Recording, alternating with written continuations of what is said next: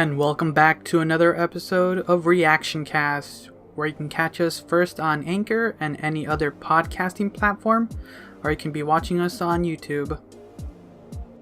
Alright, let's get talking about the next episode of Love, Death, and Robots, Zima Blue. So, this once again another episode that kind of got me. It's the idea of the show, of this episode. I mean, so I'm gonna start off by saying this one thing. I say it a lot, but this art style for this episode was really interesting. I like it. I haven't seen anything like it in a while. So seeing this kind of like stylized episode really works, mostly because it's the idea of premise of art, maybe. So we get this tale of this reporter. She's trying to talk to this very famous artist who we get regaled this tale of him being like a portrait artist who then does these momentous like colossal like art pieces that start to get crazy, in a sense that he puts this little block of blue, and it just intensifies his little by little. Every one of his paintings moving forward, it's just more blue in different shapes and just larger scales, to a point where his canvas turns into blue. You would think that would be the end, but no, he goes even further than that. He makes giant canvases. He starts painting the world, to a sense, asteroids and things like that. He's a very prolific artist.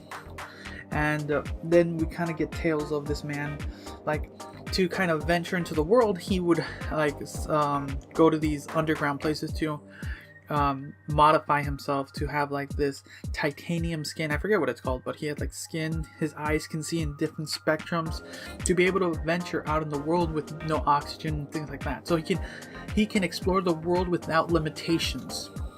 When you think of it like that, this guy Zima, he is the epitome of someone who wants to explore and to project his work in art. So then we kind of get stepped into this the reporter. She's invited to go talk with this this guy who hasn't talked to any reporters in years, and she's been trying to get a hold of him. It's interesting to talk to people about their passions. I do it a lot on my show, the Convoluted Podcast.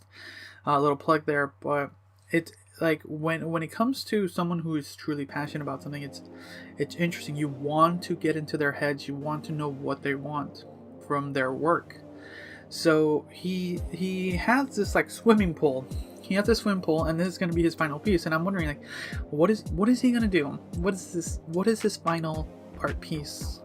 So as they're not talking, they're kind of at this pool, and she's kind of talking to like, what is it going to be? So he starts to regale us of a tale about this little robot that was built by this lady to basically clean the pool.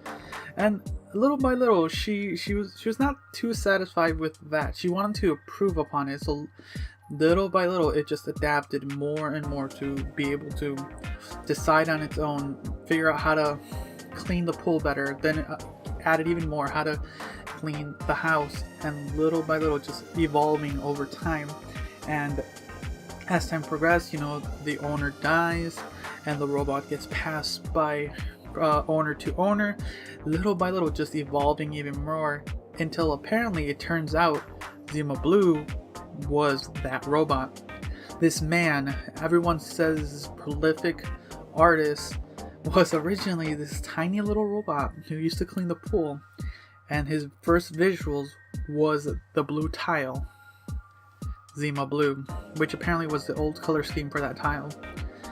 So I'm wondering, like, wow, that's amazing because you get this idea of time passage of this being, basically this being who evolved from something to something great and grand. Even not even thinking that, because everyone's individuality is interesting. It's just like that. It's kind of going back to episode 13, where you're giving something its own personality in a sense. And then he says this is going to be his final piece. So what is this pull going to be? And then he kind of does his kind of a little bit of a performance art, I would say. So he has the pool and everything, and he walks out and he jumps into the pool to swim in it. And I don't know what they were trying to do. This is my interpretation of what they were trying to convey to us as the people. So he jumps into the pool, and as he progresses with the pool, he starts to basically break down to his minimum settings to go back to his originality, or what his original job was to clean the pool, to live this very simplistic life where he first started. Like, he's done just about everything, he's experienced a lot, but he's gone now back to his origins, a simple life, doing what he was originally intended to do. Which is interesting, you know, sometimes we don't need, like, for us as people, sometimes we try to overcomplicate our lives a lot and put a lot of stress into us. God knows I do a lot of projects, but I do it a lot. I know I should step back a little bit sometimes. Even at the moment, I'm like, anyone noticing, I record, as far as this show, I record a ton of them all at once. So, but they go out in little by little increments. I don't want to force everything on people. So I like that idea of just stepping back and kind of relaxing a little bit and kind of going to your originality. Sometimes that's not bad when you're over encumbered. But that's just my thoughts. Overall, a really great episode. I really like this one. So I'm gonna get started with the next episode. So until next time. See ya.